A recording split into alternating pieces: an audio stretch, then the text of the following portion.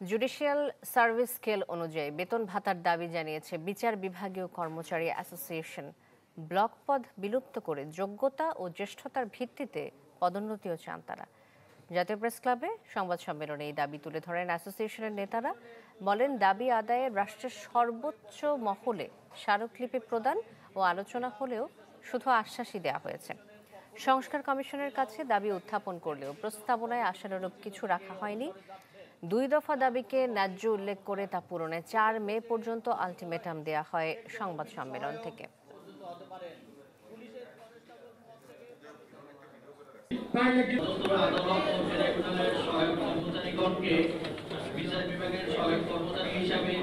Bangladesh judicial service বেতন স্কেলের আলোকে বেতন ভাতা প্রদান এবং বিদ্যমান কোনো পদ বিলুপ্ত করে যোগ্যোপযোগী পদ সৃজনপূর্বক যোগ্যতা ও জ্যেষ্ঠতার ভিত্তিতে পদোন্নতির সুযোগ রেখে স্বতন্ত্র নিয়োগ বিধি প্রণয়নের দাবিতে বাংলাদেশ বিচার বিভাগীয় কর্মচারী অ্যাসোসিয়েশন কিন্তু সালাম ও শুভেচ্ছা দিবেন। বাংলাদেশ বিচার বিভাগীয় কর্মচারী অ্যাসোসিয়েশন বিচার বিভাগের সহায়ক কর্মচারীগণের প্রাণের সংগঠন। এই সংগঠনটি 2018 সাল থেকে অধস্তন আদালতের কর্মচারীগণের বৈষম্য নিরসন সহ 2 দফা দাবি আদায়ের লক্ষ্যে নির্লসভাবে পরিশ্রম করে চলছে। অ্যাসোসিয়েশনের 2 দফা ন্যায্য দাবি বাস্তবায়নের লক্ষ্যে ইতিমধ্যে স্মারকলিপি প্রদান সহ রাষ্ট্রের সর্বোচ্চ পর্যায় পর্যন্ত একাধিকবার আলোচনা করা হয়েছে। আলোচনায় দাবি বাস্তবায়নে আশ্বাস প্রদান করা হলেও অদ্যাবধি দৃশ্যমান কোনো অগ্রগতি পরিলক্ষিত হয়নি। এছাড়াও অন্তর্বর্তীকালীন সরকারের গঠিত বিচার বিভাগ সংস্কার কমিশনের সাথে অ্যাসোসিয়েশনের নেতৃবৃন্দ সাক্ষাৎ করে দাবি উপস্থাপন করেন।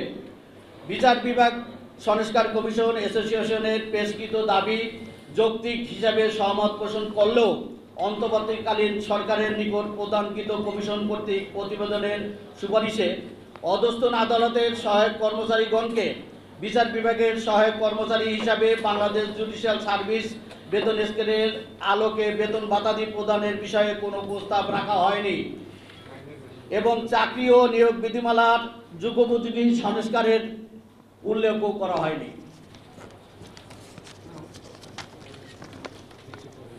মাননীয় প্রধান বিচারপতি মহোদয় তার অভিভাষণে অ্যাসোসিয়েশনের দাবি উল্লেখ করে বক্তব্য রেখেছেন। একই সাথে বিভিন্ন জেলা পরিদর্শনকালে আমাদের অ্যাসোসিয়েশনের পক্ষ থেকে জেলা ও বিভাগের নেতৃবৃন্দ সাক্ষাৎ করলে দাবি বাস্তবায়নে উল্লেখযোগ্য ভূমিকা রাখবেন মর্মে আশ্বস্ত করেছেন। ইতিমধ্যে বিচার বিভাগের জন্য পৃথক সচিবালয় সৃষ্টির কার্যক্রম চলমান, যার সর্বময় ক্ষমতার অধিকারী মাননীয় প্রধান বিচারপতি মহোদয়। তবে সেখানেও সহায়ক কর্মচারীগণের বৈষম্য নিরসনে উল্লেখযোগ্য কোনো পদক্ষেপ না থাকায় অধস্তন আদালতের 20,000 সহায়ক কর্মচারীগণকে আশাহত করেছে, যা বৈষম্যহীন ও স্বাধীন বিচার বিভাগ প্রতিষ্ঠার ক্ষেত্রে চরম অন্তরায়। অত্যন্ত পরিতাপের বিষয়, এই বিচার বিভাগের সহায়ক কর্মচারীগণই বিচার প্রার্থী জনগণের সেবাদানের জন্য দিনরাত নির্লস পরিশ্রম করে থাকেন।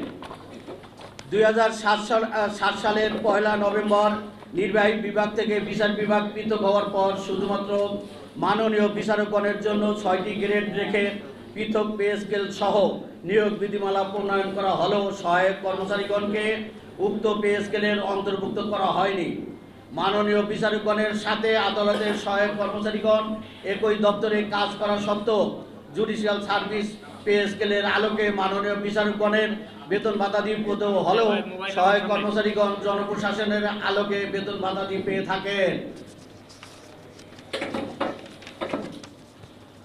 জেলা জজ আদালত ও অধস্তন আদালত সমূহ এবং বিভাগীয় বিশেষ জজ আদালত সমূহ কর্মচারী নিয়োগ বিধিমালা 1989 এবং জুডিশিয়াল ম্যাজিস্ট্রেসি ও মেট্রোপলিটন ম্যাজিস্ট্রেসি আদালত সমূহ কর্মচারী নিয়োগ বিধিমালা 2008 প্রণীত হয়, কিন্তু দীর্ঘ সময় অতিবাহিত হলেও উক্ত বিধিমালাগুলো হালনাগাদ করা হয়নি।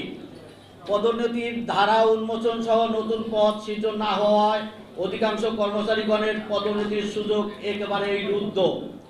অনেক কর্মচারী পদোন্নতি ছাড়াই আক্ষেপ ও হতাশা নিয়ে একই পদে 35 থেকে 40 বছর চাকরি করেও পদোন্নতি বঞ্চিত থেকে অবসরে যাচ্ছেন, যা কোনোভাবেই কাম্য নয়।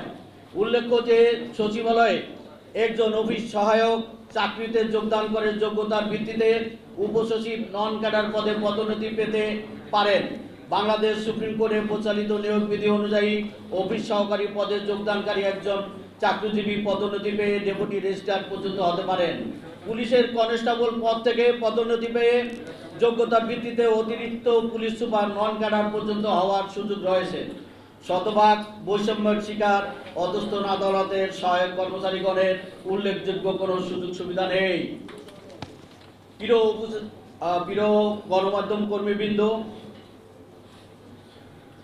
গণমাধ্যম কর্মীবৃন্দের মাধ্যমে সদাশয় সরকার তথা মাননীয় প্রধান উপদেষ্টা, মাননীয় প্রধান বিচারপতি, মাননীয় আইন উপদেষ্টা ও মাননীয় আইন সচিব মহোদয়গণের নিকট বৈষম্যহীন বিচার বিভাগ প্রতিষ্ঠায় অধস্তন আদালত ও ট্রাইব্যুনালের সহায়ক কর্মচারীগণকে বিচার বিভাগের সহায়ক কর্মচারী হিসেবে বাংলাদেশ জুডিশিয়াল সার্ভিস বেতন স্কেলের আলোকে বেতন ভাতা প্রদান করত বিদ্যমান জুডিশিয়াল সার্ভিস বেতন স্কেলের 1 থেকে 6ষ্ঠ গ্রেডের পরবর্তী 7ম থেকে 12তম গ্রেডভুক্ত করা সহ সকল ব্লক পদ বিলুপ্ত করে যুগোপযোগী পদ সৃজনপূর্বক যোগ্যতা ও জ্যেষ্ঠতার ভিত্তিতে পদোন্নতির সুযোগ রেখে স্বতন্ত্র নিয়োগ বিধি প্রণয়নের জোর দাবি জানাচ্ছি।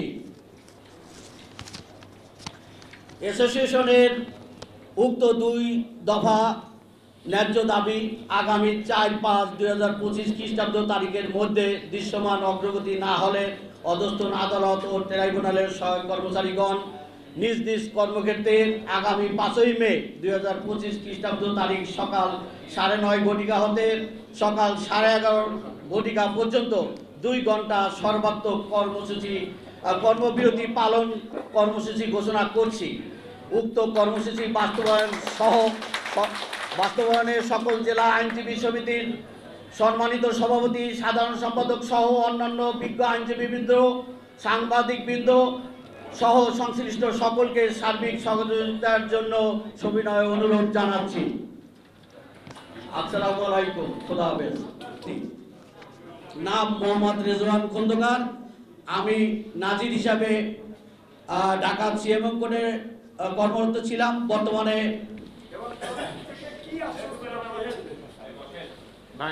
আমাদের মাননীয় প্রধান বিচারপতি মহোদয়ের সাথে গত 8-9-2024 খ্রিস্টাব্দ তারিখে আমি মাননীয় প্রধান বিচারপতি মহোদয় 21-9-2024 খ্রিস্টাব্দ তারিখে তার অভিভাষণে ব্যক্ত করেন।